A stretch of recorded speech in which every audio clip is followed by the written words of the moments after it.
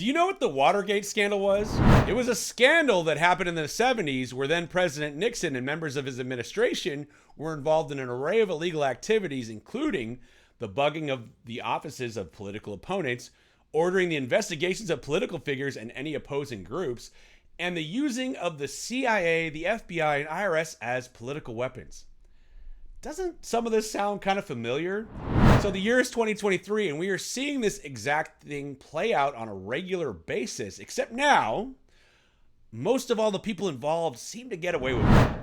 We basically have the equivalence of a Watergate scandal every couple of months. President Nixon had to resign over this, and over 69 people were indicted, 48 of which were convicted. But now, the people that commit these same types of crimes get to continue to serve in the government. It's almost like it's a requirement. It was just revealed by the Durham report that Hillary Clinton approved a plan to tie then-candidate Donald Trump to Russia, fabricating a story to attack her political opponent, Donald Trump. The CIA and FBI received intelligence about this in 2016, intelligence that conveniently went ignored. So what happens if you or I were to file a false police report?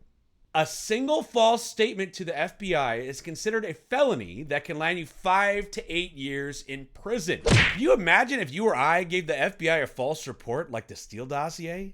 So where are the indictments against Hillary and the Democrats? So the FBI ignored a clear warning sign of a Hillary Clinton-led plan to manipulate the FBI for political gain. And according to Durham, President Obama was already briefed about this intelligence, who clearly didn't do a damn thing about it. Why didn't Obama have them investigate this? Why would Obama then greenlight them doing the investigations into Trump when there was clear evidence that it was false? I'll tell you why. It's because, like Nixon did in Watergate, Obama and Hillary used the FBI and CIA as a political weapon to go after their political opposition. There is clear evidence of this. Here's him lying on Fox News saying this. I can guarantee that not because I give Attorney General Lynch a directive. That is institutionally how we have always operated. I do not talk to the Attorney General about pending investigations. I do not talk to FBI directors about pending investigations. We have a strict line and always have maintained it. I guarantee that there is no political influence in any investigation conducted by the Justice Department or the FBI, not just in this case, but in any case. This is straight up fraud and election interference on the highest level. There's no evidence of collusion. Crossfire Hurricane, no evidence. How come there's no outrage? How come there weren't more indictments through some of these discoveries? This is bigger than Watergate, people. This is the Democrats' Russiagate, and the people involved with it need to be held accountable. Speaking of above the law, so now if you're connected to the Biden crime family, you're also exempt from being treated normally by the Department of Justice or the law in general.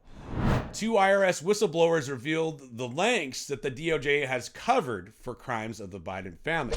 The House and Ways Committee voted to release 14 hours of transcribed interviews with 2 IRS agents, with every single Democrat on that committee voting against its release. What a shocker that is. If you haven't heard by now, the DOJ gave a sweetheart plea deal to Hunter Biden only 2 misdemeanors for not claiming over $8.3 million that he acquired from foreign nations overseas. Oh, and they're resolving a felony he committed lying on a federal firearms license form as part of the plea deal. With the most anti-gun administration we've had, they're giving their own Hunter Biden a slap on the wrist. That's something you or I wouldn't see the night of day for years. Yeah, I wish I could make stuff like this up. The whistleblowers revealed that the IRS recommended felony tax charges for failing to claim. To quote one of the whistleblowers, Gary Shapley said, and I quote, "I am alleging with evidence that the DOJ provided preferential treatment, slow-walked the investigation, did nothing to avoid obvious conflicts of interest in this investigation." He also claimed the DOJ rejected U.S. Attorney David Weiss from bringing charges in Washington, D.C., and then lied about it. The chair of the House Ways Committee, Jason Smith, said that the whistleblower, Gary Shapley, said Hunter failed to pay $2.2 million in taxes on that $8.3 million in income from foreign entities in Ukraine, China, and Romania. going to say that again. $8.3 million from Ukraine, China, and Romania were not filed with the IRS. The DOJ conveniently ignored the IRS recommendation of felony charges. Can this be like a case study for the rest of us now? Can we quote this case in any tax case from now on? I mean, Martha Stewart, Wesley Snipes, anybody?